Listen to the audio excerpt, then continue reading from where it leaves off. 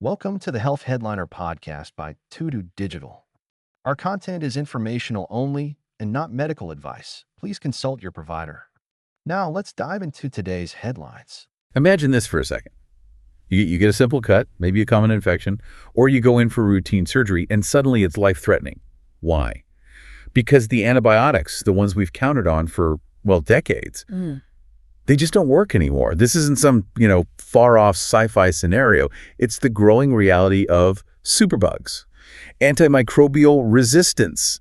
It's, frankly, it's a bit chilling when you think about it, isn't it? It really is. A threat that touches everyone. But today, on the deep dive, we're looking at something positive, a real breakthrough, actually, that offers some genuine hope. We're diving into a discovery from scientists at the University of Liverpool and their collaborators around the world. It's a whole new class of antibiotics they're calling Noveltex. Yeah, and our goal here, our mission for this deep dive is really to get under the hood and understand why this is so important right now. We want to explore how Noveltex works in a completely different way, fundamentally different, and what this new approach could really mean for all of our health down the line. We've looked at a health news piece and, importantly, the detailed scientific paper itself. Right, to get the full picture. So if you have the quick version, the shortcut to understanding one of the biggest health threats we face, and maybe more importantly, this potentially huge step forward against it, well, you're definitely in the right place. Okay, let's start with the scale of this. We hear superbugs, antimicrobial resistance, but how big a deal is this globally, really? It's massive. It's hard to really overstate it. The World Health Organization lists AMR, antimicrobial resistance, as one of the top 10 global health threats. And the numbers, well, they're pretty sobering. In 2019 alone, nearly 5 million deaths were linked to antibiotic-resistant infections. 5 million? Yeah, just think about that. That's more than HIV, AIDS, and malaria combined in that same year. It's like this silent pandemic that's just been growing. Wow, that context is stark. 5 million deaths. And it's not just a general threat, right? Yeah. There are specific bacteria, specific superbugs that are the main worry. Exactly. The WHO actually has this list of priority pathogens. These are the ones where we urgently, desperately need new antibiotics because the current ones are failing more and more often.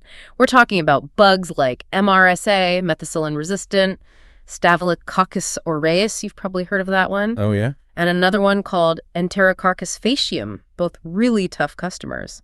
And what's exciting about Noveltex, even this early, is that it's shown strong activity against both of those critical superbugs. That's huge right out of the gate. It's a very promising sign, yeah. And that kind of activity is exactly what we need because, let's be honest, we haven't had many truly new classes of antibiotics coming through for ages, have we? No, we haven't. It's been a real drought. It feels like we've just been tweaking the old drugs, sort of running on fumes, instead of finding fundamentally new ways to attack these bacteria. So when we hear new class, what does that really mean? Why is that distinction so important? Oh, it's absolutely monumental. Think of it like cars. For decades, maybe we got slightly faster engines, better paint jobs, but they all basically ran on gasoline, right? Yeah. A new class of antibiotics is like discovering, electric cars or hydrogen fuel cells.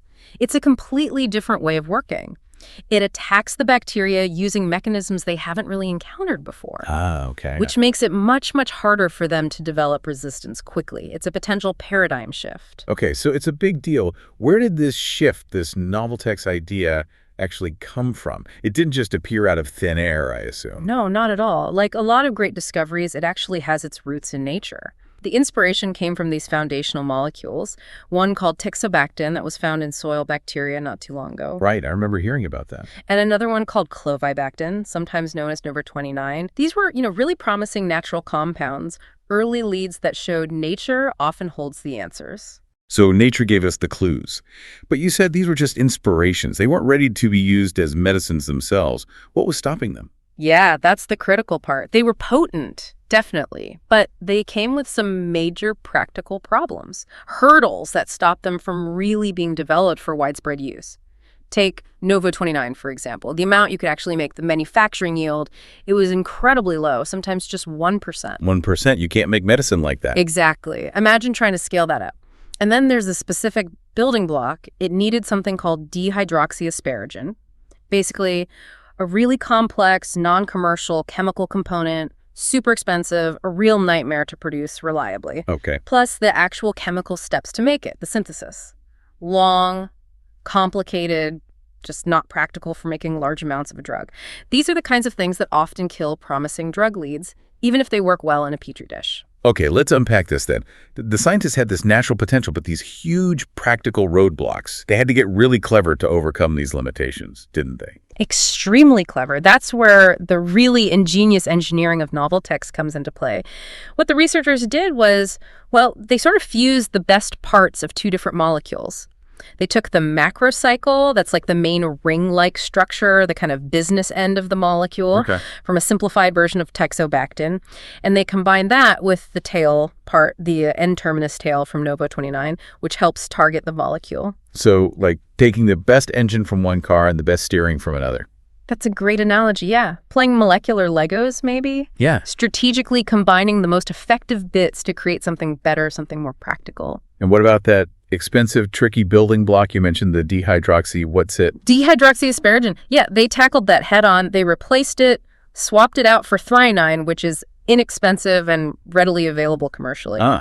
So a practical swap. A hugely practical swap. It might sound like a small chemical tweak, but it makes a massive difference in terms of cost and actually being able to produce this thing. So the benefits of this new design, what are they specifically? Well, first, the efficiency is way, way better. The chemical synthesis now yields between 25 to 30% of the product. Compared to 1% before. That's enormous. It's a game changer for production.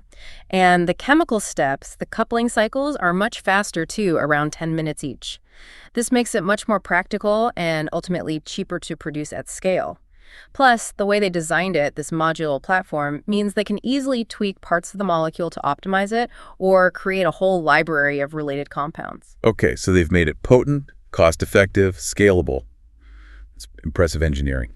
But here's where it gets really interesting, right? The resistance problem. Bacteria are masters of adaptation. How does Noveltex tackle that fundamental challenge? Right. This is probably the most crucial part. Noveltex targets something called Lipid 2. You can think of Lipid 2 as an absolutely essential, non-negotiable building block that bacteria need to construct their cell walls. It's fundamental. Like the mortar between the bricks. Exactly. They literally cannot build their protective outer layer without it. Noveltex essentially stops them from getting or using that mortar. Okay, but bacteria mutate. They change.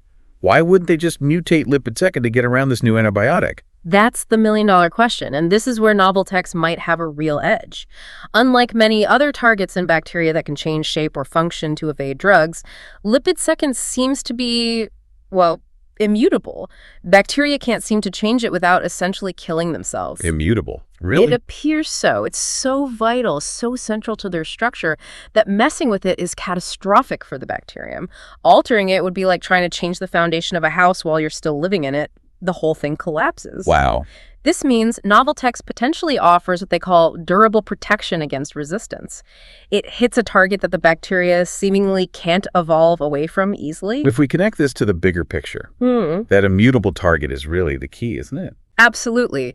It's what gives Noveltex the potential for long-term effectiveness. Given how fast superbugs evolve and render our current drugs useless, finding something they struggle to resist is, well, it's critical.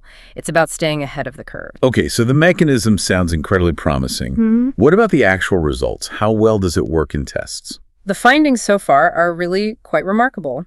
As we mentioned, it's proven effective against those high-priority superbugs, MRSA, E. faecium. Not just in theory, but in lab tests. Exactly. They tested 16 different variations, sort of fine-tuning the molecule.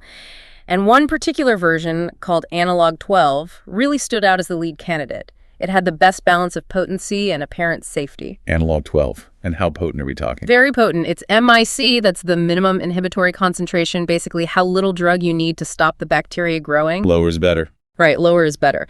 The MIC for analog 12 was as low as 0.12 to 0.5 micrograms per milliliter against these tough bugs.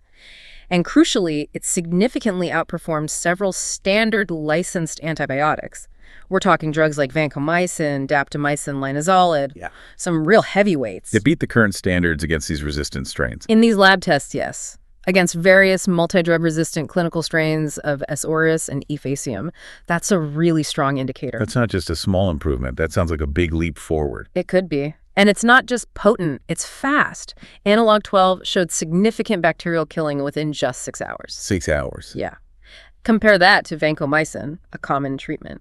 Even at a higher dose, vancomycin needed 24 hours to get a similar effect in these tests. 4 times faster. The clinical implications of that could be huge. Potentially, yes. And maybe the most pivotal finding from the lab work regarding resistance.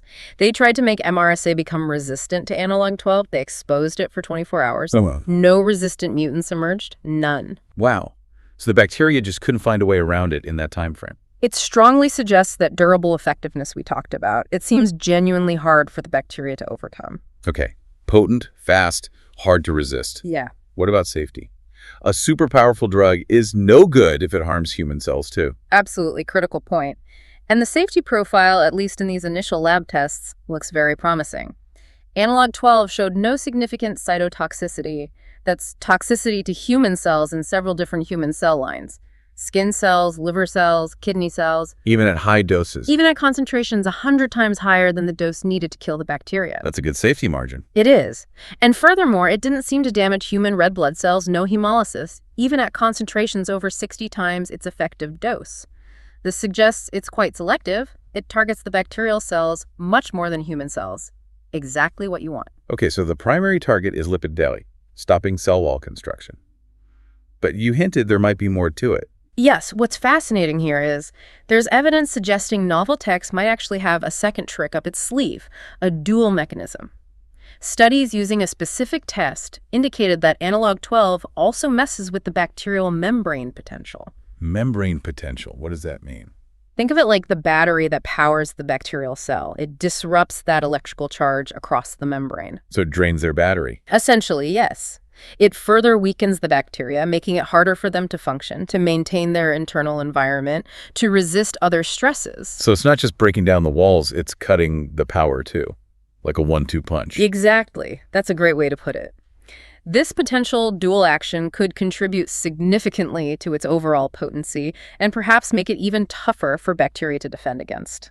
It sounds like a really sophisticated attack strategy. Dr. Ishwar Singh, the lead scientist, actually summed it up quite well. He said, and I'm quoting here, "Noveltex is a breakthrough in our fight against antimicrobial resistance. By creating a modular, scalable platform that targets an immutable bacterial structure, we have taken an important step towards antibiotics that remain effective against superbugs like MRSA." That feels like a really significant statement from the person leading the charge. It does. And he also made a point of emphasizing the international collaboration involved, which is so important, right? Because AMR isn't one country's problem. It's global. It requires these global partnerships to find solutions. No single lab can do it alone. Absolutely. Now, we're excited. This sounds amazing. But we have to be realistic. This isn't going to be in pharmacies next week, is it? What comes next? What are the hurdles still to clear? No, definitely not next week. It's crucial to remember this is still early stage research, very promising, but early. The big next steps involve moving from the lab dish to living systems, so extensive testing in animal models of infection. To see if it works in a real infection and if it's safe in a whole organism. Precisely. They also need to do detailed studies on pharmacokinetics, Meaning? how the drug actually moves through the body, how it's absorbed, where it goes, how it's broken down, how it's removed. All of that is critical. And then, of course, the biggest step, collaborating with industry and global health partners to design and fund rigorous human clinical trials. Which is a long, complex, and very expensive process. Extremely. So while the science is incredibly exciting, there's still a significant journey ahead before Noveltex could potentially reach patients. Okay, so let's bring it all together. What does this all mean?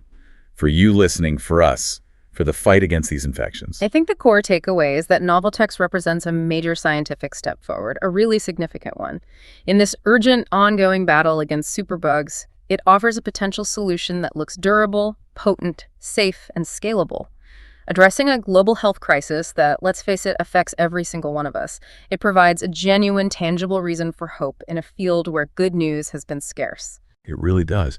And this discovery kind of reminds us that even for problems that seem almost impossible, like AMR, solutions, durable, practical solutions, are within reach if we have the right ingenuity, the right approach. It really makes you wonder, doesn't it? What other immutable targets or clever design tricks are out there, hidden in biology and chemistry, just waiting for the right kind of deep dive to uncover them? Thanks for tuning in to the Health Headliner podcast by To Digital. Like and subscribe for more health news and breakthroughs. Stay healthy and informed. See you next time.